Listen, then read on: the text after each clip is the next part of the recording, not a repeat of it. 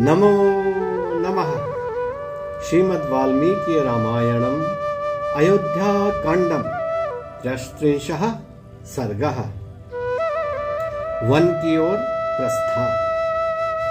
अथ रामश्च सीता च लक्ष्मणश्च कृताञ्जलिः उपसंगृह्य राजानं चक्रुर्दीनः प्रदक्षिणम्। तत्पश्चात दीन दुखी राम, लक्ष्मण और सीता ने महाराज दशरथ को चरण स्पर्श पूर्वक प्रणाम किया और उनकी प्रदक्षिणा की। तम चापि समुज्ञाप्य धर्मज्ञः सीतया सह राघव शोक सम्मूढ़ो जननीम् अभ्यवादयत्। शोक से संतप्त श्री राम ने पिताजी की आज्ञा ले सीता सहित अपनी माता कौशल्या को प्रणाम किया। अन्वक्षं लक्ष्मणो भ्रातुः कौशल्याम् अभ्यवादयत्। अथ मातुः सुमित्राया जग्राह चरणौ पुनः। श्री राम के प्रणाम कर चुकने पर लक्ष्मण ने कौशल्या को प्रणाम किया। तदनंतर उन्होंने अपनी माता सुमित्रा के चरण छुए। तम वंदमानं रुदति माता सौमित्रिम् अब्रवीत्।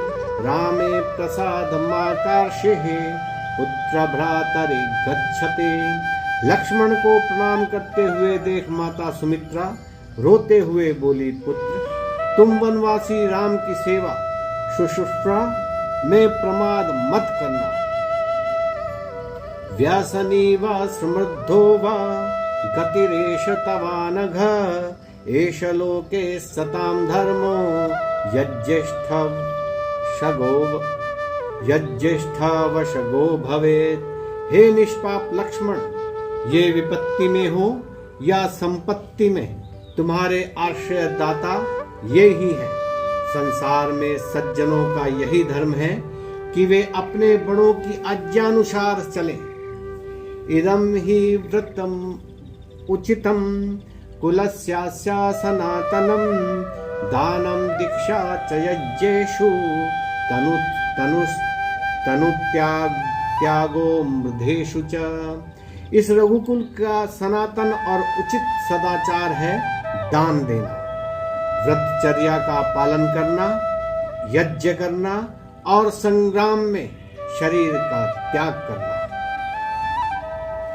लक्ष्मणं त्वेवमुक्ता सा संसिद्धं प्रिय राघवं। सुमित्रा गच्छ गच्छेति पुनः पुनरुवाच तम्। श्री राम के स्नेह भाजन लक्ष्मण को वनगमन के लिए उद्यत देख सुमित्रा जी उसे बार बार कहने लगी, जाओ पुत्र जाओ। रामं दशरथं विद्धि मां विद्धि जनकात्मजाम्। अयोध्यामटवीं विद्धि गच्छतात यथा सुखम। हे वत्स, यदि वन में माता पिता और अयोध्या का स्मरण आए तो श्री राम को तुम अपना पिता दशरथ समझना और सीता को मेरे समान अपनी माता समझना तथा वन को ही अयोध्या समझना। तुम सुखपूर्वक प्रस्थान करो।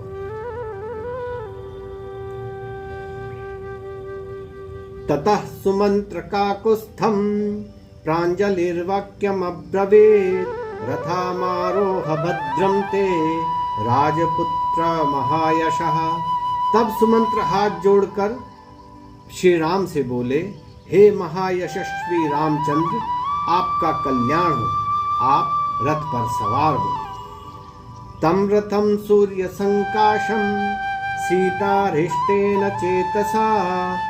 आरूरोहा वरारोहा कृत्वालंकारमात्मनः। तब सुमुखी प्रसन्न चित्त एवं वस्त्राभूषणों से अलंकृत सीता सूर्य के समान दैदीप्यमान रथ पर आरूढ़ हो गई।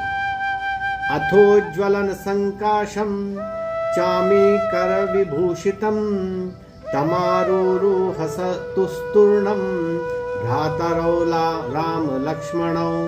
तदनंतर श्री राम और लक्ष्मण भी उस स्वर्ण विभूषित और आयुधों से सुसज्जित रथ पर सवार हुए। सीता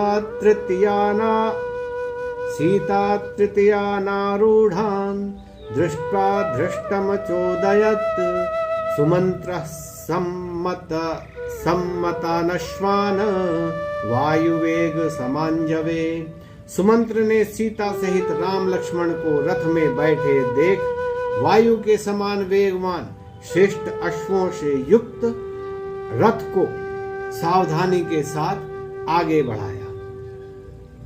प्रतीयाते महारण्यम चिररात्राय राघवे बभूव नगरे मूर्छा बलमूर्छा जनस्य च।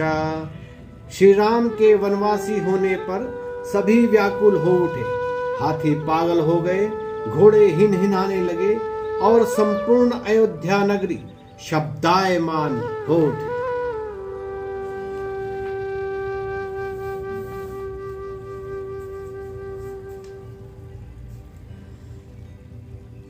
ततः सबाल वृद्धा सा पुरी परम पीड़िता राममेवाभिदुद्राव धर्मार्ता सलिलम यथा।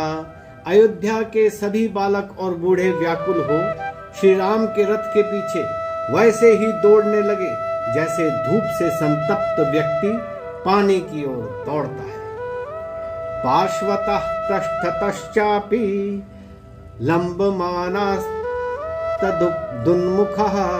वाष्पपूर्णमुखा सर्वे तमूचु भृश निस्वनः। कोई तो रथ के अगल बगल, कोई रथ के पीछे श्री राम को देखने के लिए ऊपर को मुंह उठाए चले जाते थे। सबके मुख अश्रुओं से पूर्ण थे और वे चिल्ला चिल्ला कर सुमंत्र से कह रहे थे, संयच्छवाजिनं रश्मिन् सूतया हि शनैः मुखं द्रक्ष्याम रामस्य दुर्दशम नो भविष्यति। हे सूत, घोड़ों की रास कड़ी करो और रथ को धीरे धीरे चलाओ, हमें राम का दर्शन कर लेने दो, क्योंकि फिर हमारे लिए इनका दर्शन दुर्लभ हो जाएगा। अथ राजा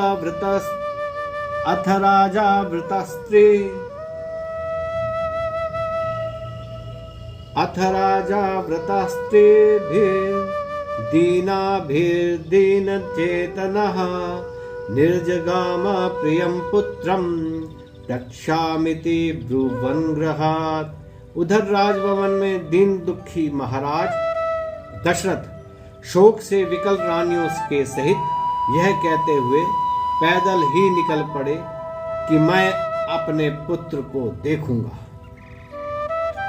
रामो याहिति सूतं तं निष्ठेति स जनस्तदा उभयं नाशकत्सूतः कर्तुमध्वनि चोदितः। इधर राम तो रथ शीघ्र हाँकने को कहते, उधर प्रजाजन कहते कि रथ धीरे चलाओ। ऐसी स्थिति में सुमंत्र न तो रथ को तीव्र गति से चला सकते थे और न मार्ग में खड़ा ही कर सकते थे। ततो हल हला शब्दो जज्जे रामस्य पृष्ठतः नराणां प्रेक्ष्य राजानं सीदन्तं भृश दुःखितं।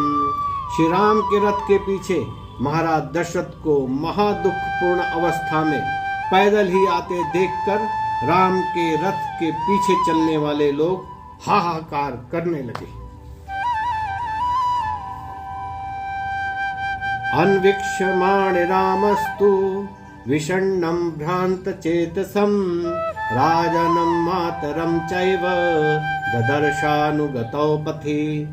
लोगों का रोना और चिल्लाना सुन राम पीछे की ओर मुड़े और उन्होंने देखा कि अत्यंत दुखी भ्रांत चित्त महाराज दशरथ एवं माता कौशल्या उनके पीछे पैदल ही चली आ रही हैं।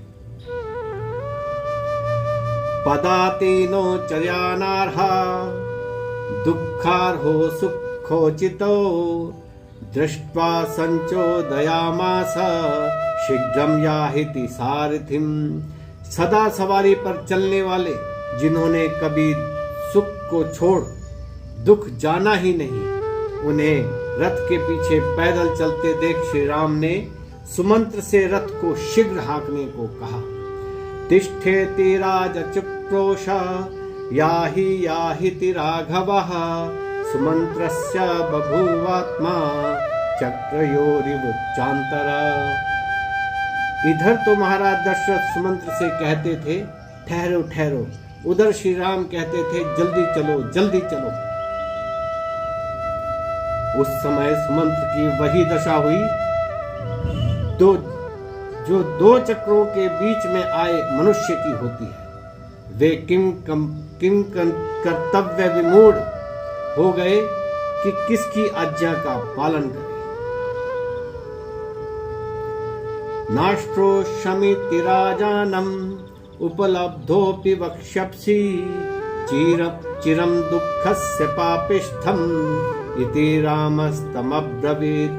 श्री राम ने सुमंत्र से कहा, जब तुम लौट कर आओगे और महाराज पूछे कि तुमने रथ क्यों नहीं ठहराया, तो कह देना अत्यंत कोलाहल के कारण मैंने आपकी बात सुनी नहीं, क्योंकि इस समय जो दुख हो रहा है वह यहाँ ठहरने से और भी अधिक होगा।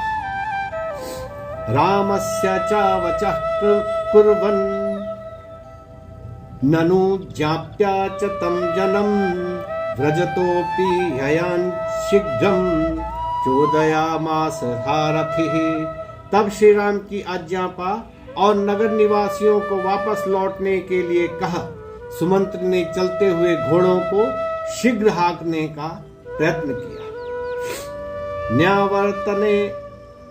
न्यावर्तत जनो राज्यों रामं कृत्वा प्रदक्षिणं, मनसाप्याश्रुवैगश्च नान्यावर्तत मानुषम्। जब रथ शीघ्रता से चला तो राजा के कर्मचारी एवं संबंधी तो मन से श्री राम की प्रदक्षिणा करके शरीर से लौट आए, परंतु मन से नहीं। पूर्ववासी जन मन से भी नहीं लौटे, इसलिए उनका अश्रुवेग भी नहीं थमा। यामिच्छेत् पुनरायान्तं नयनं दूरम अनुव्रजेत् इत्यमात्या महाराजम् उचुर दशरथम वचः। जिसका शीघ्र पुनरागमन चाहे उसे पहुंचाने के लिए दूर तक, जिसका शीघ्र पुनरागमन चाहे उसे पहुंचाने के लिए दूर तक नहीं जाना चाहिए। मंत्रियों ने इस प्रकार की बात महाराज से कही। तेषां वचा सर्वगुणो प्रपन्नम तस्मिन् गात्रा प्रविशन्न रूपः, निशम्य राजा कृपणः सभार्यो व्यवस्थितस्तं सुतमीक्षमाणः। पसीने से तर खिन्न चित्त सर्वगुण संपन्न महाराज दशरथ मंत्रियों की बात सुन रामचंद्र की ओर टकटकी लगाए कौशल्या के साथ वहीं खड़े हो गए। नमो नमः।